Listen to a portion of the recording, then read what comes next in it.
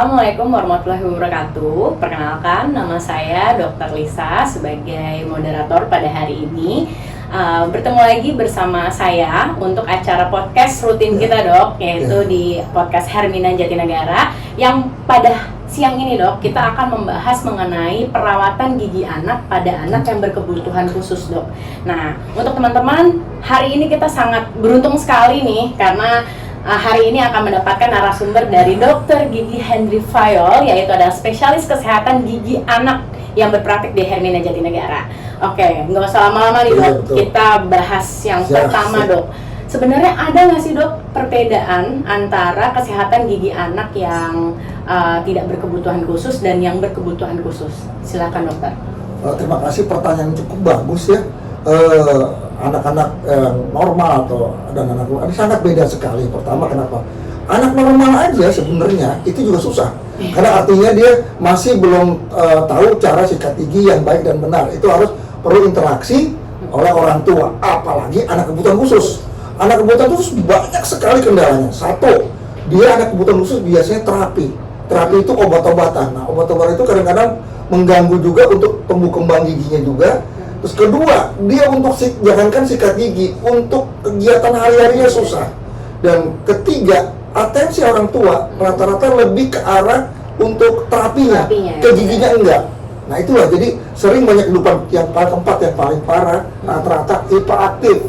Nah itu ada sangat susah untuk melakukan perawatan, untuk dia toilet training. Toilet training adalah kegiatan di mana anak itu bisa untuk kegiatan hari-hari itu belum mampu. Jadi artinya sangat perlu kita perhatian yang khusus sekali buat anak kebutuhan khusus. Kebetulan juga anak saya kebutuhan khusus juga. Jadi saya selama ini atensi banget untuk anak kebutuhan khusus gitu, Dok. Baik, Dokter. Untuk anak berkebutuhan khusus ini, Dok, ada nggak sih, Dok, pengaruhnya tentang perawatan gigi dengan terapi yang mungkin mereka jalani, Dok? Entah itu obat atau mungkin lagi terapi kebutuhan mereka, Dok? Kebetulan saya juga berdasarkan pengalaman anak saya dari kecil, dari umur berapa bulan. Terapi ini untuk anak kebutuhan khusus memang perlu effort yang tinggi. Dari dia terapi bicara, dari okupasi, terus SI, dan itu aktivitas yang tinggi. Jangankan anak kebutuhan khusus, anak normal atau kita kalau sakit gigi aja tuh tidak bisa melakukan aktivitas.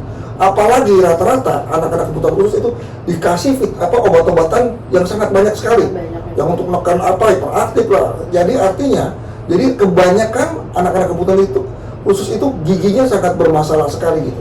Jadi misalnya kita kan di sini ada latihan terapi bicara. Bagaimana dia mau bicara kalau giginya rusak semua? Terus dia mau ikut okupasi. Bagaimana okupasi? Mau dia melakukan kegiatan kalau lagi bengkak, lagi ini nggak bisa. Jadi artinya, nah itulah yang kadang-kadang kita harusnya bekerja secara simultan. Baik gigi, telinga atau mata kita periksa. Cuman kadang-kadang kita dilupakan oleh orang tua. Termasuk saya juga waktu dulu. Baik, Dokter. Oke, untuk perawatan nih, Dok, maksudnya baik mungkin anak yang berkebutuhan khusus atau tidak, atau ada nggak sih, Dok, bedanya mulai dari kapan dia harus rutin ke dokter gigi sama sebaiknya berapa bulan sekali mereka ini kontrol ke dokter gigi? Ya, untuk tahu teorinya teorinya dokter anak, kapan sih ke dokter gigi? Yang tepat adalah pada saat dia sudah nemu gigi. Kenapa alasannya begitu? Karena kenapa? Di situ bisa kan kadang-kadang anak kecil bisa minimal kita mengasih tahu edukasi kepada orang tuanya. Misalkan kadang ada jamur, bagaimana cara menyikat gigi pada bayi, ya kan, pada anak-anak, bagaimana tuh apa yang perlu dihindarkan? Jangan sampai sudah parah umur 4 tahun itu sudah parah. Misalnya rata-rata kebanyakan orang tua zaman sekarang, orang tua zaman now kan pada kerja tuh, titip ke anaknya atau ke neneknya. Nah itu rata-rata ya dikasih minum supaya anaknya kasih minum susu. Nah kendalanya sekarang itu, apalagi susu botol itu sangat parah sekali pasti dok malam. Jadi kita edukasi yang perlu kita kasih tahu dan bagaimana cara merawat dan menghindarkan kesehatan gigi supaya lebih bagus. Dan untuk anak yang kebutuhan khusus itu sangat PR sekali karena nggak semua dokter gigi anak juga agak kendala kalau kebutuhan khusus. Karena apa? Hiperaktifnya sangat tinggi sekali. Karena kenapa? Alat-alat kita itu tajam. Terus kedua dia tuh gerakannya tidak terkontrol, bisa nendang, dan bisa mencelakakan dari giginya. Nah itulah, jadi kita perlu sekali untuk anak-anak khusus untuk kita selalu lihat. Dan kapan? Idealnya kalau teorinya 6 bulan sekali. 6 bulan sekali. Itu teori di bule. Tapi mah kita mau 3 bulan aja kita datang. Karena anak-anak kita tuh susah. Apalagi sekarang minimarket tuh banyak makanan yang menyebabkan sakit gigi. Nah, zaman kita dulu beda. Semakin kesini pilihan makanan yang menyebabkan kerusakan gigi lebih banyak. Dan anak sekarang orang tua pada kerja dilepas. Gitu. Baik dokter. Waduh, banyak banget nih ilmu yang didapetin dari dokter.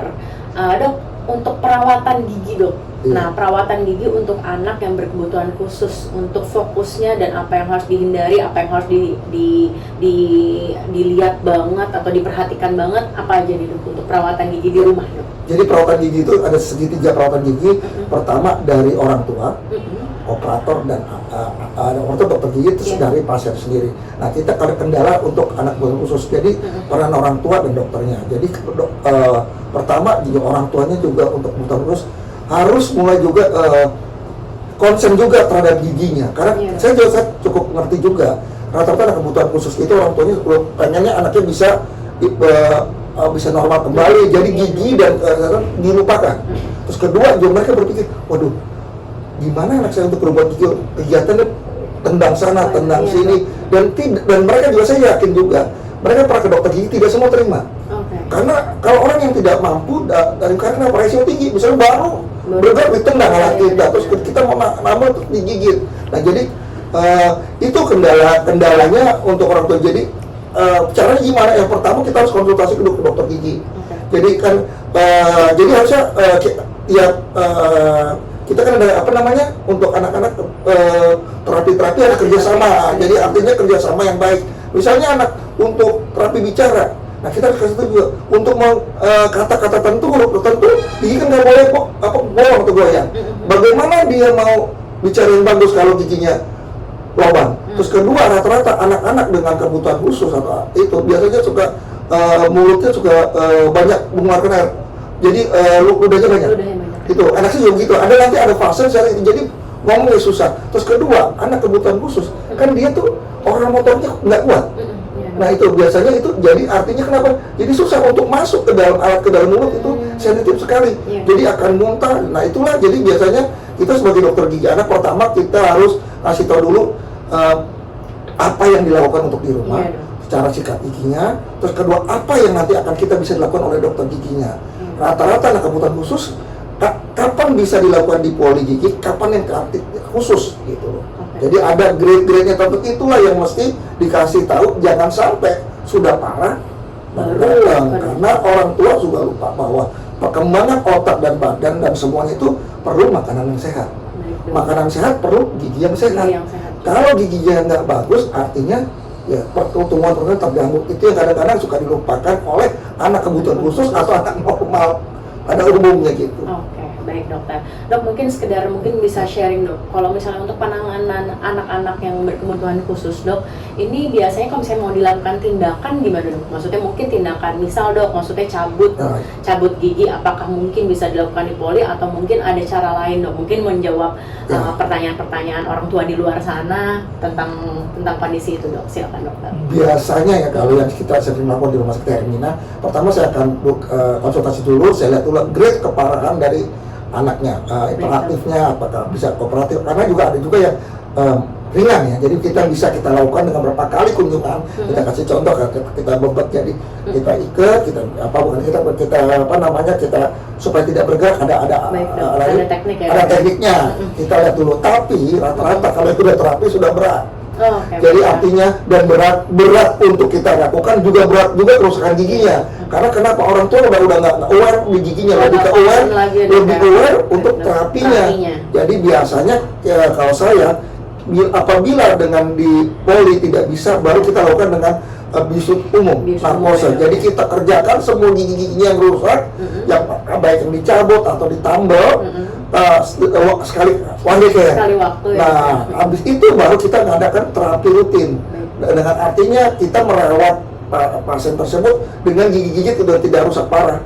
Karena kalau rusak parah, jangankan anak normal. Kita aja kalau gigi Iya, Dok. sakitnya dijerit kemana-mana kan. Bener, Makanya bener. tetap juga, jadi kadang-kadang juga pasien juga setelah dioperasi atau dibius total, kita tetap mengadakan terapi bagaimana orang tua itu untuk melakukan perawatan di rumah, dan juga kita mengenalkan anak kebutuhan khusus itu bagaimana untuk dia terima ke dokter gigi. Karena ada semua pasien nanti semakin anak kebutuhan khusus itu biasa dia akan aman. Kalau udah aman dia mau. Oke. Jadi untuk itu emang lama, perlu lama. Proses pendekatan ya, Dok ya. Anak saya waktu dulu aja untuk nyukur aja saya mesti pegang itu 5 kali 6 kali. Setelah itu dia nyaman, apalagi anak kebutuhan khusus. Untuk suara-suara yang proyek ini takut dening.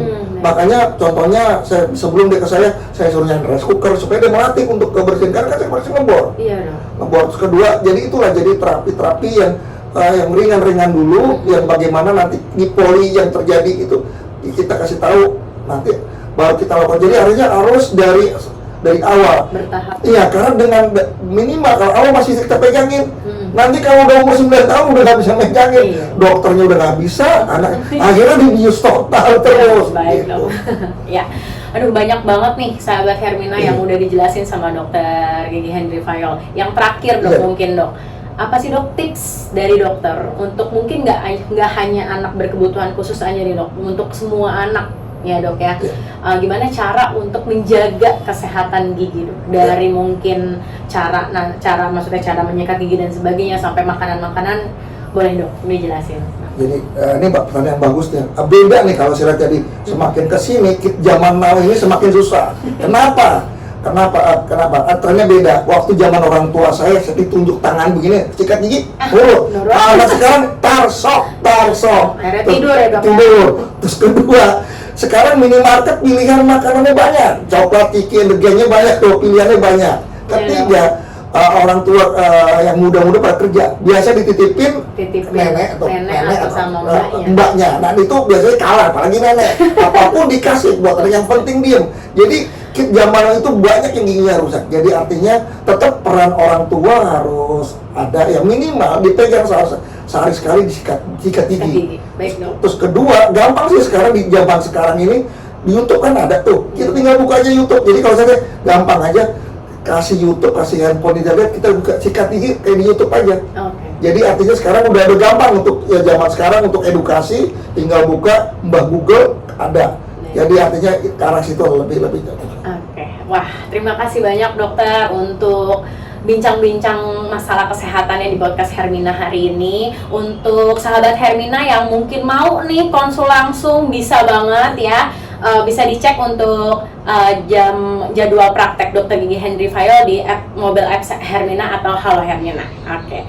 Untuk kesempatannya terima kasih banyak, Dok, untuk waktunya. Semoga nanti di lain waktu kita bisa membahas masalah kesehatan yang lain. Oke.